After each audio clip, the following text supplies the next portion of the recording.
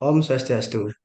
Baik, di sini Oh, kami dari kelompok 7 akan melakukan presentasi tentang bisnis plan dari kami, yaitu pisang karamel kelembutan. Sebelum kami memulai presentasi, kami akan memperkenalkan kelompok kami terlebih dahulu. Dimulai dari saya, Imade Agus Suta Setiawan, dengan MPM terakhir 262. perkenalkan nama saya Putu Eda Sumiarta, MPM akhir 273. Perkenalkan, nama saya Nyoman Danika Widudama, NPM akhir 586. Perkenalkan, saya Gusti Agung Dimas Prasetya Sucananda, MPM terakhir 266. Perkenalkan, nama saya Sangyuno Dharma Idana, NPM akhir 276. Baik, presentasi akan saya mulai. Yang pertama, latar belakang. Dengan pesatnya perkembangan zaman dan teknologi, maka sekarang orang mulai berhati-hati dalam kecurigaan untuk memilih dan membeli makanan di luar karena adanya kecurigaan akan penggunaan bahan kimia yang berbahaya pada makanan. Meski faktanya, hal tersebut tidak berlaku bagi masyarakat kelas bawah. Kebanyakan masyarakat kelas bawah memilih makanan yang bercita rasa enak dan harganya murah. Mereka tidak peduli zat apa yang terkandung di dalamnya. Untuk itulah kami bermaksud untuk membuat makanan yang memiliki rasa enak dengan harga cukup murah, namun tetap aman untuk dikonsumsi karena tidak menggunakan bahan kimia yang berbahaya, serta kandungan gizi yang baik. Dari uraian di atas, maka bisnis pisang karamel sangat potensial, karena sebagian besar masyarakat menyukai pisang karamel yang rasanya enak, gurih, dan nikmat. Visi. Visi dari bisnis kami untuk menciptakan sebuah bisnis yang mampu membantu perekonomian masyarakat. Misinya, yang pertama, memberikan rasa yang terenak di bidang kuliner pisang karamel. Yang kedua, memberikan pelayanan yang terbaik di bidang kuliner pisang karamel. Rencana pemasaran, pelanggan. Pelanggan target pisang goreng kelembutan adalah orang yang mencari pisang goreng dengan tekstur yang lembut dan unik. Pelanggan yang mengejar variasi dalam kuliner dan menyukai eksplorasi berbagai bentuk dan rasa makanan. Luas pasar dan lokasi usaha. Perkiraan jumlah pelanggan untuk bisnis pisang goreng akan sangat bervariasi, tergantung pada sejumlah faktor. Persaingan di wilayah tersebut, kualitas produk dan layanan, strategi pemasaran, dan banyak faktor lainnya. Keunggulan lokasi usaha. Yang pertama, aksesibilitas. Lokasi yang mudah diakses oleh pelanggan adalah salah satu keunggulan utama. Ini termasuk dekat dengan jalan utama, stasiun transportasi umum, atau pusat pembelajaran yang populer.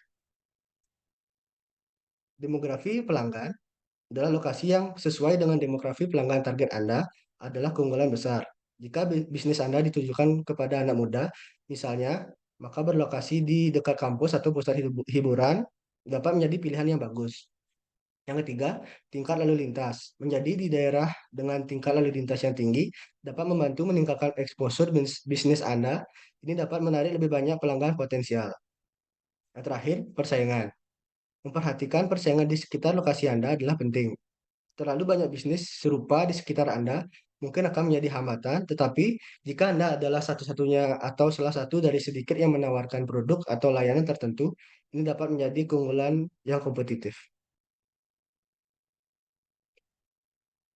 Volume dan persaingan rencana volume penjualan tahun pertama.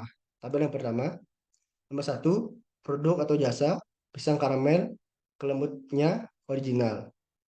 Jumlah unit, 1000 kotak, per satu kotaknya isi 10 pieces. Harga per unit, 15.000 per kotak. Jumlah dari seluruhnya adalah 15 juta. Yang kedua, pisang karamel mix, topping, nanas, coklat, kacang, serikaya. Jumlah unit 500 kotak, isi 8 pieces. Harga per unit 20.000 per kotak. Jumlah seluruhnya 10 juta rupiah. Selanjutnya akan dilanjutkan oleh teman saya.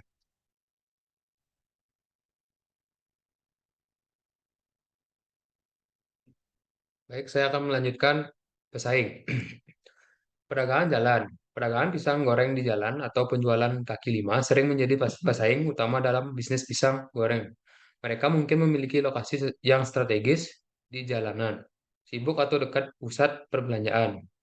Yang kedua ada warung kaki lima. Warung kaki lima yang menjual camilan seperti pisang goreng juga bisa menjadi pesaing yang signifikan. Mereka mungkin menawarkan variasi produk cemilan yang lebih luas. Tekstur yang unik. Produk pisang goreng kelembutan menawarkan tekstur yang berbeda dari pisang goreng biasa, dengan tekstur yang lebih lembut dan unik. Ini bisa menjadi daya tarik utama yang membedakan produk ini dari pesaing. Yang kedua adalah rasa istimewa. Pisang goreng kelembutan mungkin menawarkan rasa yang khas dan istimewa. Kami mempertimbangkan berbagai varian rasa atau saus yang unik untuk menambahkan nilai tambah. Kualitas bahan yang tinggi. Jika Anda menggunakan bahan-bahan berkualitas tinggi, seperti pisang segar dan adonan berkualitas, ini dapat meningkatkan citra produk Anda. Metode yang ini strategi pemasaran. Metode promosi yang akan digunakan usaha pisang goreng kelembutan dengan 3 metode, yaitu tabel kedua. Metode promosi. Underfund marketing. Biaya promosi per tahun 6 juta. Jumlah orang dijangkau 40.000 lebih. Word of mouth.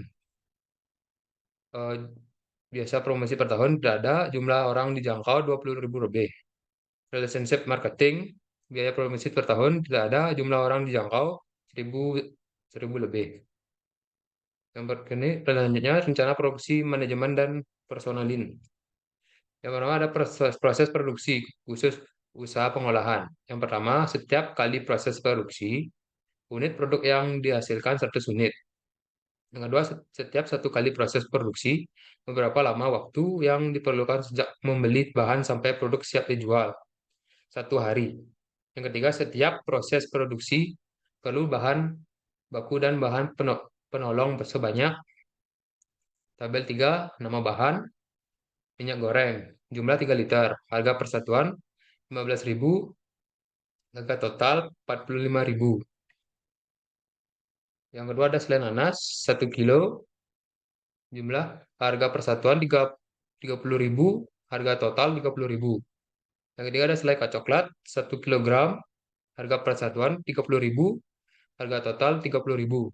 Selai kacang 1 kilo, 30.000, harga total 30.000. Selai serikaya jumlah 1 kilo, 1 kilo, harga persatuan 30.000, harga total 30.000. Susu 1 kaleng, harga persatuan 30.000, harga total 30.000. Keju jumlah 1 kotak, harga persatuan 30.000, harga total 30.000. Keju 1 kotak, kulit lumpia 1 bungkus, harga persatuan 10.000, harga total 10.000. Selai nangka 1 kilogram, harga persatuan 30.000, harga total 30.000. Pisang jumlah 2 sisir, harga persatuan 20.000, harga total 40.000. Jumlah 305.000.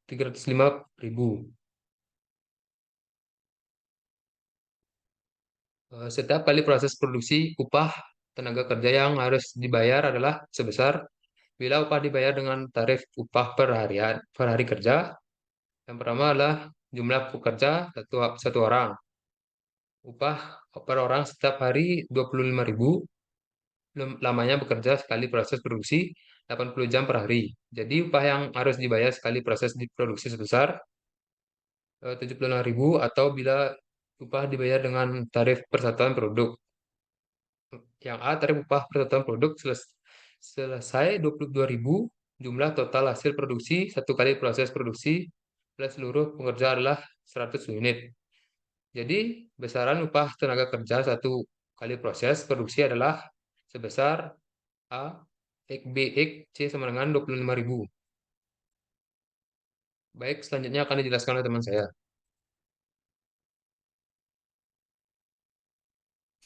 Berikut penjelasan tentang mesin dan peralatan yang Anda butuhkan untuk berusaha. Peralatan. Jumlah unit 3. Jumlah unit 2, harga 41.000, nilai total 82.000. Spatula jumlah 1, harga 50.000.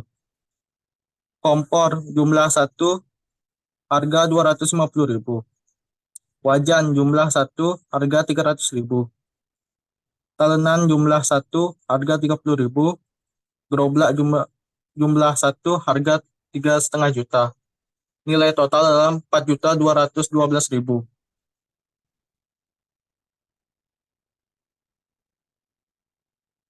Manajemen dan personalia. Rincian data pribadi karyawan Anda: 1.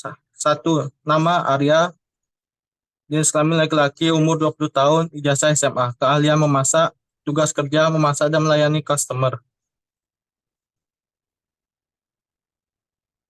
Dilanjutkan oleh teman saya.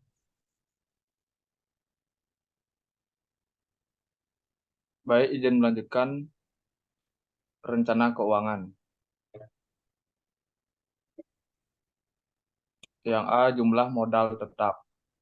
Tanah yaitu 100 juta rupiah, bangunan dengan jumlah 50 juta rupiah, mesin dan peralatan 30 juta rupiah, perlengkapan administrasi 5 juta, kendaraan untuk usaha 20 juta, dan jumlah modal tetap 205 juta.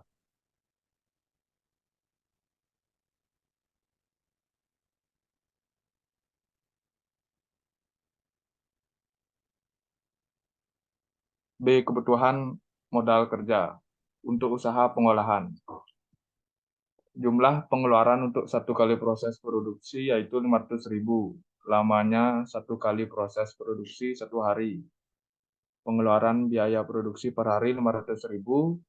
Pengeluaran per hari untuk biaya pemasaran dan biaya administrasi 200.000. Jumlah pengeluaran per hari 700.000. Jumlah hari sejak membeli bahan sampai proses produksi dan menjual uang tunai yaitu 7 hari. Kebutuhan modal kerja adalah sebesar 4.900.000 untuk usaha perdagangan, yaitu pembelian barang dengan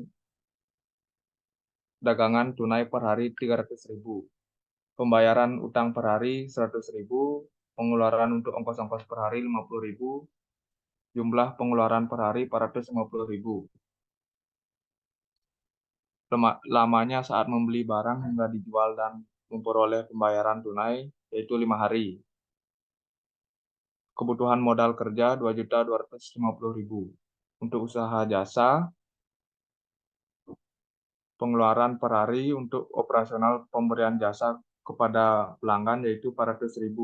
Pengeluaran biaya administrasi, biaya pemasaran, dan yang lainnya per bulan dibagi 30 yaitu 10.000.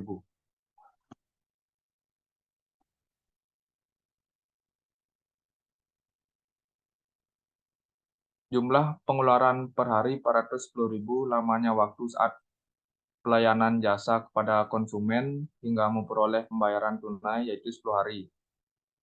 Kebutuhan modal kerja adalah sebesar 4.100.000. C. Kebutuhan modal secara keseluruhan. Modal tetap 205 juta rupiah.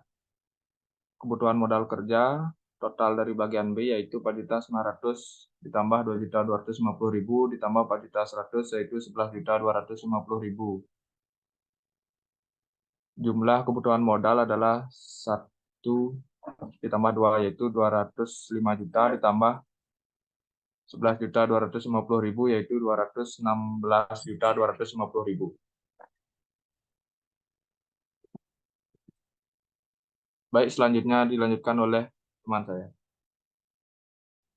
Izin melanjutkan. D. Kebutuhan pinjaman modal.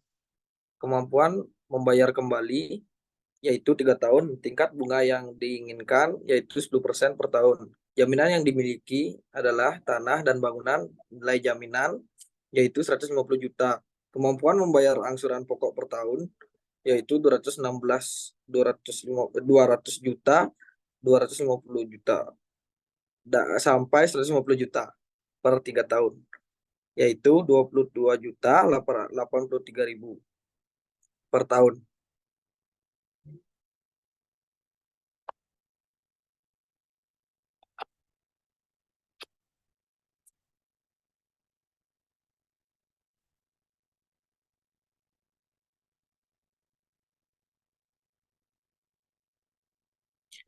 Penentuan harga pokok dan harga jual. Untuk usaha pengelolaan industri, biaya sekali proses produksi yaitu 100.000.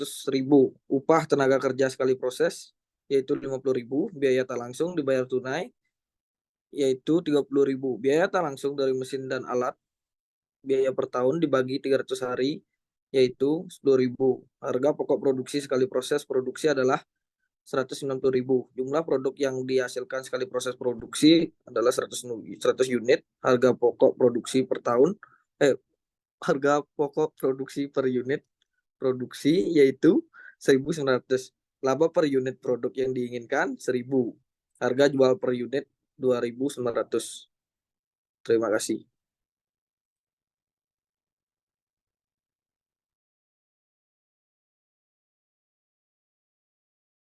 Baik, untuk kesimpulannya, demikian makalah atau PPT yang dapat kami buat. Pada intinya, bisnis adalah suatu organisasi yang menjual barang atau jasa kepada konsumen untuk mendapatkan laba semaksimal mungkin. Secara historis, bisnis berasal dari kata bisnis yang memiliki kata dasar busi yang berarti sibuk. Dengan artian sibuk, mengerjakan aktivitas dan pekerjaan yang mendatangkan keuntungan. Bisnis dibangun dengan tujuan profit dan meningkatkan kemakmuran para pemiliknya. Dari analisis di atas, penulis dapat menyimpulkan bahwa menjalankan suatu bisnis bukanlah perkara yang mudah. Pebisnis harus memahami komponen-komponen yang berada di dalam ranah bisnis sehingga bisa meminimalisir kerugian apalagi gulung tikar. Baik, sekian presentasi dari kelompok kami. Kami lanjutkan dengan sesi tanya jawab. Terima kasih.